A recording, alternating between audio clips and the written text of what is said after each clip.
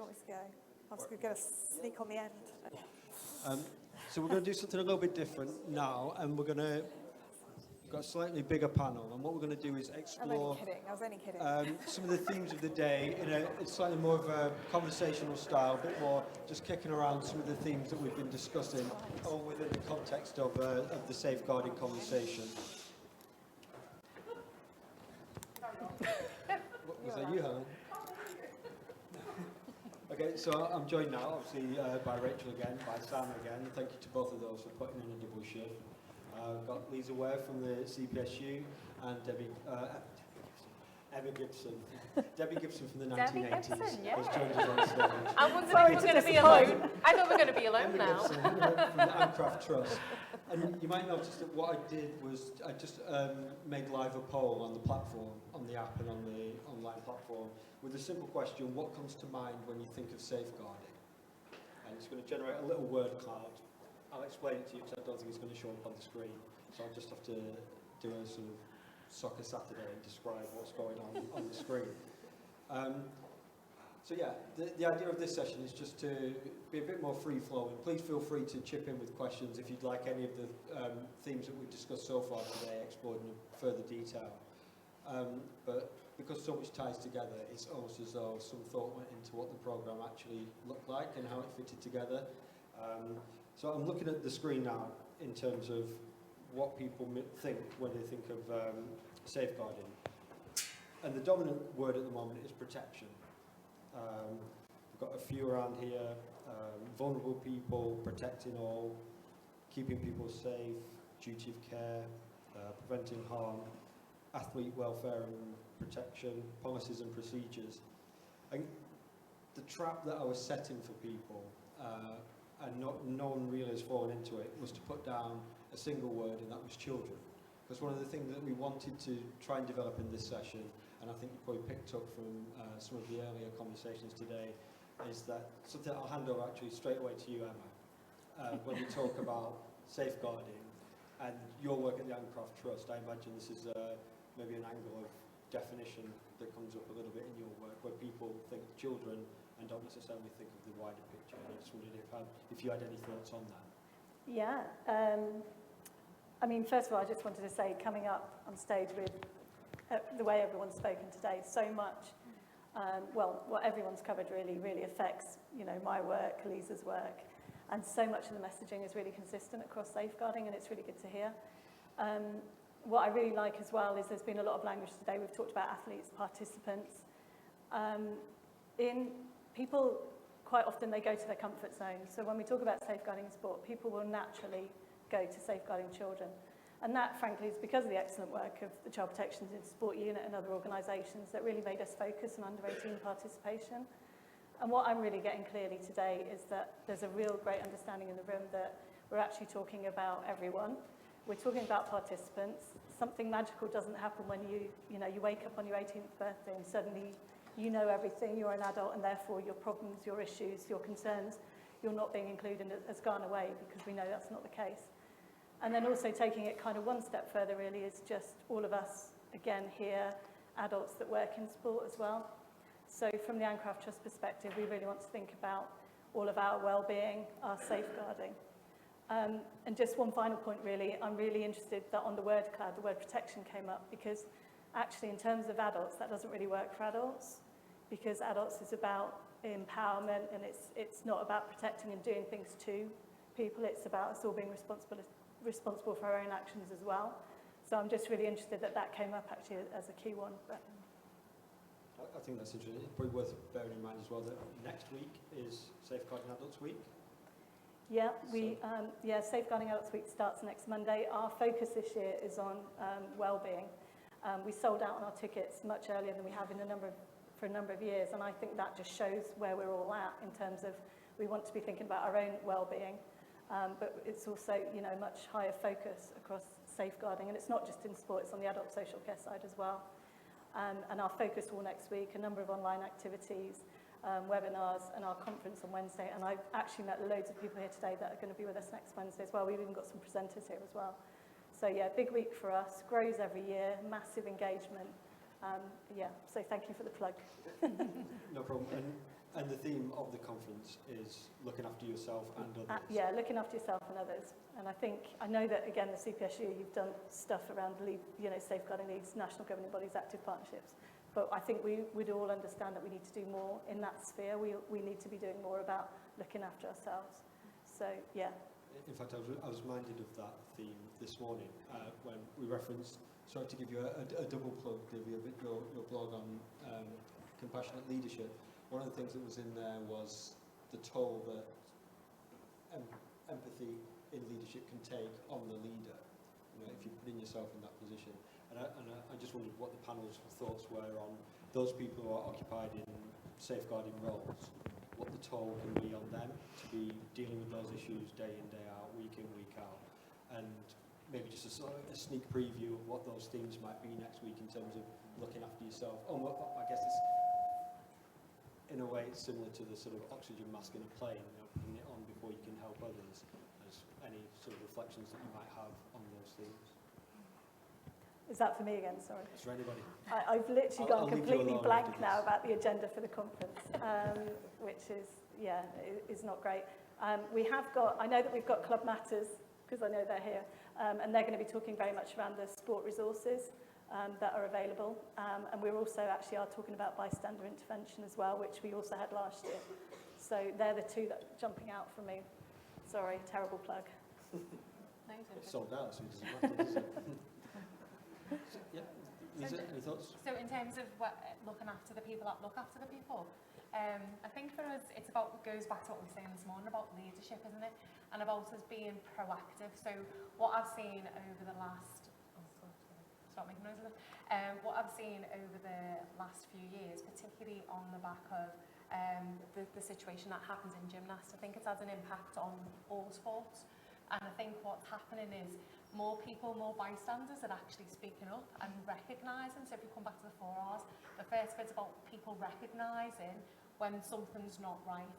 And I think NGBs and active partnerships are getting better at helping people to learn about being able to recognise what those concerns are. And as a result of that, I think that there's more concerns that are coming forward to NGBs and active partnerships. And I think the conversations we have with lead officers is that they're having more cases to respond to, and more cases that's either inside of sport or outside of sport. But I think the impact that it's having on those lead officers is, the whole being mindful of our leadership, being mindful of those lead officers, the increased amount of stress that they're having to deal with. And some of those lead officers haven't come from a social work background or from a policing background, so maybe haven't got that resilience themselves on how to be able to deal with those concerns. And I think for me, the big push is about our leaders in the room to be able to look at that and say, well, what support do we need to put in place to be more proactive, because we are seeing an increase in cases. And I think, Rachel just alluded to that, is there will be more cases, and we hope that actually by increasing awareness and people's learning in this space, that people understand what positive or better behaviours that we were talking about this morning, and people making better choices around their practice, their interventions with children or with adults. And we hope that that starts coming down. But I think for us, the leaders in the room, to be able to kind of see, do we need to put in additional support for our members of staff and give them the right skills, expertise and training and education for themselves to be able to respond appropriately. Yeah, I just share my own vulnerability. Back in July 2020, after Athlete A was released in the UK, most of you will be aware that there was a huge rise in disclosures of abuse and mistreatment in British gymnastics. And as a head of athlete support at the British Athletes Commission, a small team at the time, found ourselves very much, and we put ourselves at the forefront of taking and hearing those disclosures. And I come from no social work background, but I heard hundreds of disclosures of abuse and mistreatment by gymnast parents and coaches, and it had a huge impact upon me. And Lisa, as I described to Craig, Lisa's one of my guardian angels in that moment, because I had never experienced anything quite like it. I had no understanding of what vicarious trauma was and how it might play out. And we were obviously still all at home, locked in my garden shed. So looking after myself was something I'd not really thought about or considered, and didn't know why I was behaving in some of the ways I was behaving. But having people around me like Lisa and some of the psychology support in UK sport was really crucial to me and my team, and something then from that really passionate about making sure that you build into your structures those like a framework of supervision, and that it starts with self-supervision, and then internal, we can do an awful lot to support each other internally, but again, recognizing that there comes a point when actually you need people outside your organization with some really specific skills to support each other. And those who've worked in the NHS, they have that framework of supervision, and it's really crucial to consultants who are, like lead safeguarding officers making really difficult decisions. So I think it is something to really think about and invest in. I sat in my last job as part of the Professional Players Federation, and I would say many of those federations, that this message will resonate with them. They feel that they're in player care, again, very exposed, particularly in lockdown, and those support structures for them were non-existent. They are getting better. I think we need to be really conscious as leaders at how we support people. That's really interesting. And just thinking, the topic for this session is creating a culture of safeguarding. And I think in a way we've heard a number of different examples today of how the responsibility for embedding that safeguarding culture is throughout an organisation. So in a way this is maybe slightly a question that I've answered myself, but I just think of some of the categories of people within an organisation whose lap this may fall into. So we've got the leaders of the organisation, those who set the values and the strategy and make sure that effective processes are in place. We've got safeguarding leads, safeguarding champions. We've now got lead directors for welfare and safety. We've got staff, volunteers and coaches. We've got parents, and Lisa, I know that's an area that you're very interested to talk about as well. We've got the participants themselves. So there's a kind of an onus on everybody to stand up and be counted. But do you have any sort of comments in any order whatsoever in terms of what different responsibilities fall on maybe those different categories of person within an organisation? I might do. Can I? One of the things I was thinking as you were speaking, and I worked as a Speak Out Guardian for the University of Exeter for 3 years, which is akin to the NHS Speak Out Guardian, and I do some safeguarding work outside of my job. And I was thinking about that that people don't disclose necessarily to the person they're meant to disclose to. So they don't say something necessarily. It doesn't have to be to the safeguarding officer. Sometimes it's just random. It can be anywhere that those, and we see that in universities a lot, is that students don't go to student welfare to disclose a sexual assault. What they do is they tell their personal tutor, or their academic tutor, who's completely ill-equipped to be able to deal with that, right? Because they haven't had any training. So I think it's that. One of the things I think is about responsibility and disclosure throughout the whole of the organisation, and about making sure that everybody at every level is equipped with basic understandings around what to say and what not to say, particularly the what not to say, to somebody who actually takes you into respects you enough to take you into their confidence. So I think there's something there about that. It's an obligation at every level to make sure that people are aware. And the other thing, it doesn't really answer your question, but something that I thought was really important that I was thinking was about, we are so embedded into this idea that people we know can't be bad people. They can't be doing that. And that's about response. And so I've seen that so many times. I've seen it in sports, in university, I've seen it so many, where something is raised and there's always that, but I like that bloke, or, I like them. They're a friend of mine, they're a buddy, but they're on the board, they can't possibly, and there's that kind of disbelief, and getting away from that, that idea, and it's also sort of. So I'll give you an example. So at my little local tennis club, grassroots tennis club, the way the toilet is, because we have to have an outdoor portaloo in the summer, right? The door to the portaloo is facing towards the back hedge. So when the little kids who are all doing their tennis days right, have to be taken to the toilet, whoever's taken them to the toilet is completely out of view of the coaches on the court, right? Nobody's thought about that. You know, it's nobody, you know, it's just been put there like that, and it's just no, and then you go along to them and you say, do you know what? You don't know who's taken them to the toilet, right? Yeah, but it's Dan.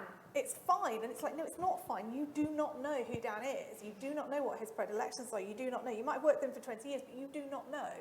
And I think those kind of, you know, that person can't have been racist because they work in my department. And I think it's getting through that culture. And it's not just the work of the safeguarding people. They're crucial and they're really important, but it's everybody's responsibility to notice and have that training to go, that's actually, that door needs to open just slightly differently. I don't know. And I think that's a really good example of just a small little thing that somebody's picked up on. But I'm thinking about, for me, it is about it being embedded within everything that, in all aspects of what we're talking about, all aspects of our sport and physical activity.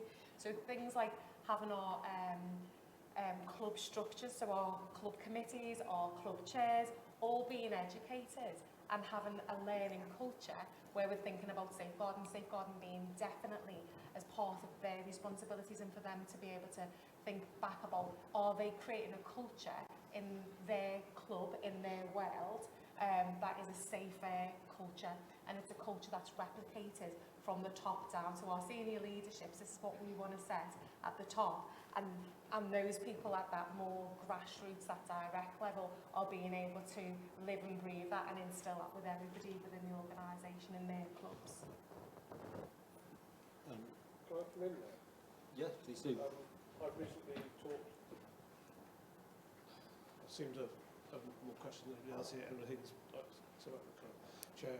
I recently spoke to our CEO about building into all our training courses within the risk assessment for the instructors to include safeguarding in the risk assessment, because it isn't currently spelled out there. And the example of the toilets, well, we had in diving situations instructors working remotely on site, and whether the lead instructor should be the one that's got the phones and disclosure, and all the others are just subordinate. We rejected that because of this out of sight situation, so all the instructors have to go through. But and it's that best practice, isn't it, about what is our best practice? So not working in isolation is a really key thing that we can do. What I want to do is embed it within the organisation, so that if we build it into the policies and procedures and documentation, we've already built in IED into instructor training, and moving on, and the safeguarding, you're quite right, not just children, because we actually don't teach many children, many adults, but there are many vulnerable adults around, because we're teaching them something which they don't know. They're in an alien environment, and they're totally dependent on the competence and of the instructors. Absolutely. So yeah. Thank you. And Sam, I wanted to come back to you on an issue that we started talking a little bit around this morning, that's around psychological safety. Do you have maybe a few comments on what that means in a safeguarding context? Yeah, I mean, psychological safety has become such a buzzword, and it probably means lots of things to lots of people, and I know there's some people in the audience, we spoke last night, like, what on earth is it? I think very simply it's about a shared belief system that it is safe to take interpersonal risks. So it's safe for us as a team, or safe as an individual in a team, because of the level of trust and mutual respect between us, for us to be able to take risks between us. And that might be risk to speak up about something, a behaviour that we're not happy with. It might be trust to be able to share an idea that I've got that perhaps not a bit nervous about sharing, but actually it can contribute. So it's not always about something negative. And I talked earlier this morning about Amy Edmondson and her work with Google through the project Aristotle, and there's sort of 5 key areas that she feels or believes underpin psychological safety. So it's a clear vision of values and the standards that we want our organisation to live and breathe by. It's about creating a safe environment where you can speak up. Personally, one of the things I'm really keen to explore with organisations is what are your frameworks to speak up, internal and external. You know, and again, another area I'm passionate about, and we didn't have a chance to pick up previously, but you know, how should technology play in future frameworks to speak up when we've got, you know, young Generation Z and Generation Alpha coming into our work and our sporting fields of play. So, you know, I've got a 15-year-old, she wants to do everything on her iPhone, and so how are you going to build that technology in and those platforms into your speaking up frameworks? We can't expect people, we talked about neurodiversity this morning, you know, some people won't want to write a letter, or people won't necessarily be able to verbalise, you know, what their concerns are. So think about those frameworks and you know, really challenge your frameworks for people to be able to speak up. The third bit is about curiosity. You know, have you and organisations got an open mindset? You know, do you welcome ideas, or do you, you know, close down people being able to come forward with, you know, bright ideas and blue sky thinking? The fourth one's about leading by example. And I think, you know, it says what it is on the tin, but one of the thoughts I had about, we've talked about, is what happens when we become so assimilated to the environments with which we're in that actually we don't see, and we're therefore leading by the wrong example or a poor example. And I think it really links really well with the sort of whole piece around being a bystander. If you're so assimilated, how do you know what is right or wrong? And I've met some people who, and I would say as a military servicewoman, I was that assimilated person, and there were some bad things in being that assimilated. And then finally, and Nate, Perrin talked about it massively this morning, it's about reflective listening. We've got, and it's not something that's you know, comes naturally to most of us. We've got to work at it. We have to invest in it, because people need to feel heard and listened to. And all those things aren't about making organisations soft and comfortable. You know, we're talking about, for some of us, you know, we need to deliver in performance terms, whether that's earning money or delivering in you know, sporting performance. So it's not about making environments comfortable, which I think sometimes people worry is that we're trying to soften the edges on everything. It definitely isn't. But those are sort of 5 key areas that Project Aristotle and Amy's work have sort of identified as 5 key areas that as organisations you should think about investing, developing, and, you know, investing in your people, whether those are leaders or followers. That's fantastic. I'm quite keen to make sure that we get enough time for questions in this session. So do we have any questions? Just to allow our panel to expand on anything that they've said either in this session or in Rachel and Sam's case in earlier sessions. Please just stick your hand in the air, somebody. Yep, we've got Denise again here. Shall we just give you a microphone and leave it with you? Hello again, it's Denise Blackwell from UK Deaf Sport. I wanted to ask Emma, actually. I found that when I was developing our safeguarding adult and sport policy, because we didn't have one, that there was a lot of focus on adults at risk, but I removed the at-risk bit and just had it safeguarding adults, because for me, within sport, it's the kind of environment where many adults who would not normally be regarded as an adult at risk are actually at risk. And do you agree with that? And do you think everybody should be doing that? I do agree with that, yeah. So the Ancraft Trust, we're a charity based in England, so a lot of the information we put out, the resources, have been very much based around English legislation. We talked about a number of years ago, the Social Care Act came out. Prior to that, it was the Vulnerable Groups Act.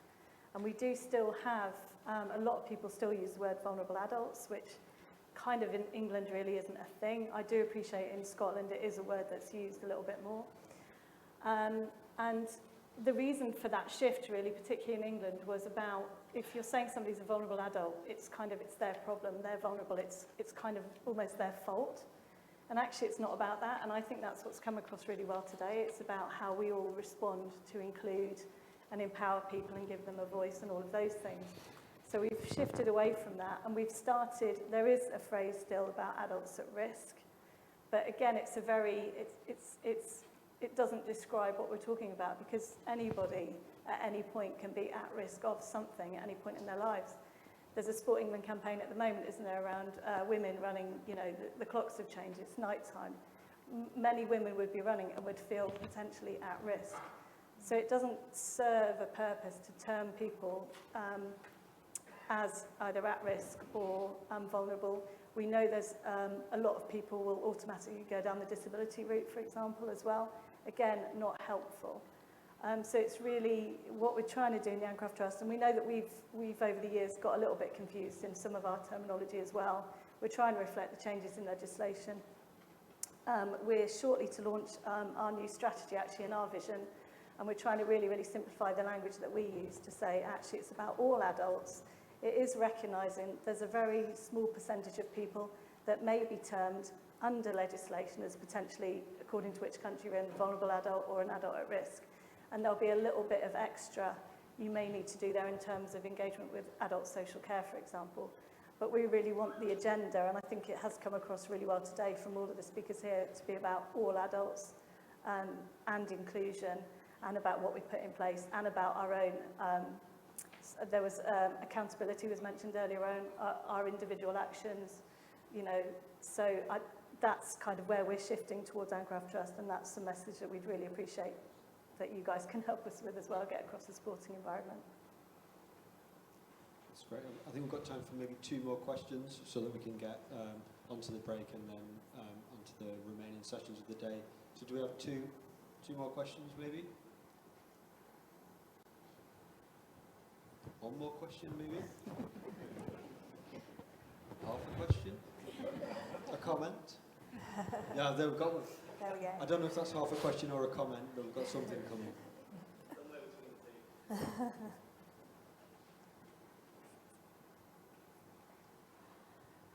Thanks. Hi, Alistair Cave, Head of Governance at Berks and Bucks FA. One of the things we're noticing for our Club and League Welfare Officer network is that they're increasingly being brought into more and more of what I would call probably the wellbeing side, as well as providing safeguarding support or being that designated point of contact for safeguarding concerns within a club. So increasingly welfare officers are being asked to support players around mental health, whether that's from bereavements in the family or trouble at school, trouble outside of school, and whatever it may be. I'm just interested to know how you see the role of club welfare officers changing over the next 5 years, and how we can best support them, particularly if they're being asked to pick up aspects of a role that may previously have been supported more through government agencies, which no longer seem to be able to provide the same level of support. Yep. I think for us, if I'm not going to do a history lesson, but CPSU have been around 23 years, and we started off with protection, and I think it is about us moving towards that welfare, well-being. And if anybody goes on the CPSU website, you'll see that we've got a wealth of information around looking after people. So whether it be children or adults, our role is to, as welfare officers, it says it in the tin actually, called welfare officers, to look after the welfare of people. And we're doing a long-term prevalence study with Loughborough University. And the recent stats that came out of the 4 years, and we've got the data, shows that 54% of concerns that are being raised are concerns are outside of sport. So for us, it is that whole thing around it takes a village to raise a child, and I'm a firm believer in that, is that if we're here to support, we've gone into this, the space of looking, coaching children or coaching adults, it's about looking after people as well. And one of the things for me is, I was with a performance director a couple of weeks ago for GB Taekwondo actually, and he says a happier, healthier, athlete who are looking after their welfare and well-being is an athlete that's more consistently performing at a higher level. So for us, we want people to come and enjoy sport, and for them to feel looked after and cared for when they're in our spaces, but also if we're thinking about it from a performance side of things as well, and hopefully that'll translate onto the track, the field, the pitch, the court, whatever space that we're in. So I think it is about us, our welfare officers being able to connect into things that are happening in their localities, to be able to say, actually we can signpost young people to support services that are happening in their localities. We can signpost adults who might have some specific needs going on at that point. A big plug for Childline as well. So if any of you are out there and you're working with children and young people and you're worried about their welfare or their well-being, they just need somebody to talk to. You know, please promote Childline as well. It's a free service for young people to be able to access. So our welfare officers might not know everything, but it comes back to what you were saying before, Rachel, about the ally. Who are the allies that can help and support those welfare officers doing a great job out there? You know, sport, we wouldn't be able to look after the people if we didn't have those amazing volunteers helping and supporting us. Okay. If it could be quite quick, David. Yeah, I was just going to say, I'm quite old school in all this welfare involved and everything. Why don't we call it safeguarding anymore? You know, because that's what the public recognise. That's what we need to be signposting them to. That's how they're going to report it. You know, we've sort of softened it down quite a lot. Yeah, I mean, I think there's still quite a lot of confusion. I think we often use safeguarding and welfare interchangeably. I also think somebody already mentioned earlier on safety as well. That quite often gets lumped in with safeguarding and it's something different again.